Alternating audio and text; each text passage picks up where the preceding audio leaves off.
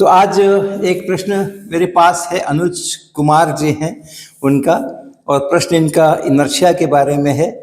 Here is a doubt about inertia. It opposes change of state of motion. Is it correct to say that it is a force? If inertia is a force, why it is proportional to the mass of object? ये इनका प्रश्न है inertia के बारे में. तो जो inertia शब्द है वो क्या बताता है? क्या उसको क्वांटिटेटिवली हम मेज़र कर सकते हैं? और अगर मेज़र कर सकते हैं तो भी हम कह सकते हैं कि मास के प्रोपोर्शनल है और नहीं है कुछ भी. तो अगर उसको क्वांटिटेटिवली मेज़र कर सकते हैं तो किस यूनिट में मेज़र करना है? फोर्स के यूनिट में मेज़र करना है, क्योंकि मास के तो प्रोपोर्शनल बोल रहे हैं, तो फोर्स के रूप में करना है. फोर्स के रूप में करना है तो कितने न्यूटन की इनर्शिया है, क्या है? तो ये थोड़ा भ्रम इसके अंदर में होता है, अक्सर सभी को होता है, मुझे भी होता है. और मुझे तो ऐसे लगता है कि इनर्शिया शब्द की बहुत ज़रूरत ही नहीं है पूरी फिज़िक्स के अंदर में.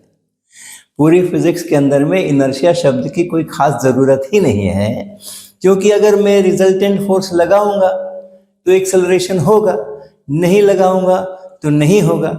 F बराबर ma जो अपना इक्वेशन है वो सीधे सीधे हमें वही बताता है कि अगर समान फोर्स लगाओगे, बराबर फोर्स लगाओगे, तो मास ज़्यादा होगा तो एक्सेलरेशन कम होगा, यानी उसकी वेलोसिटी में थोड़ा परिवर्तन होगा एक दिए हुए समय में. अगर मास कम होगा तो उतने ही फोर्स से आप ज़्यादा एक्सेलरेशन पैदा करोगे. तो ये अपने आप में बराबर ma का जो इक्वेशन है वो सारी बातें बता देता है जो हम इस इनर्शिया शब्द के माध्यम से कहना चाहते हैं. हम कहना चाहते हैं कि अगर द्रव्यमान ज़्यादा है, अगर मास ज़्यादा है, भारी है, तो उसको हिलाना डुलाना मुश्किल है.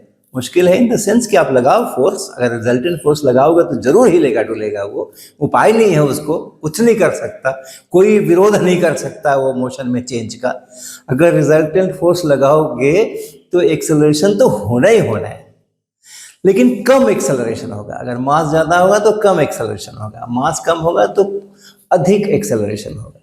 तो इसी बात को कहने के लिए इस इनर्शिया शब्द को गढ़ा गया है कि वो जिस स्थिति में है उसी स्थिति में रहना चाहता है, और अगर कोई उस पर फोर्स लगाए तो विरोध करता है, जैसे कि एक्सेलरेशन कम हो, जितना ज़्यादा मास होगा उतना ज़्यादा विरोध करेगा. लेकिन इन सब कहानियों की कोई ख़ास ज़रूरत है ही नहीं.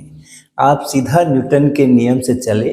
न्यूटन का पहला नियम, अगर रिजल्टेंट फोर्स नहीं है तो कोई एक्सेलरेशन नहीं होगा. अगर रिजल्टेंट फोर्स है तब वैसी हालत में जो एक्सेलरेशन तो होना ही होना है, और F/m होना है, क्योंकि F बराबर ma है.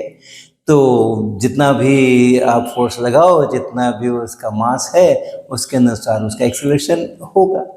तो बहुत ज़रूरत नहीं है, और आगे भी हम इस शब्द का बहुत ज़्यादा उपयोग नहीं करते हैं. इसलिए अनुज जी आप बिल्कुल चिंता न करें, और वो क्या है और क्या यूनिट है और वो क्यों प्रोपोर्शनल है नहीं है, उन सब की चिंता छोड़ दें. आप सीधा आप बताएं कि फोर्स बराबर m टाइम्स a होता है. अगर ज़ीरो फोर्स होगा, रिजल्टेंट फोर्स ज़ीरो होगा तो एक्सेलरेशन ज़ीरो होगा, और नहीं तो फिर एक्सेलरेशन F/m के अनुसार दिया जाएगा.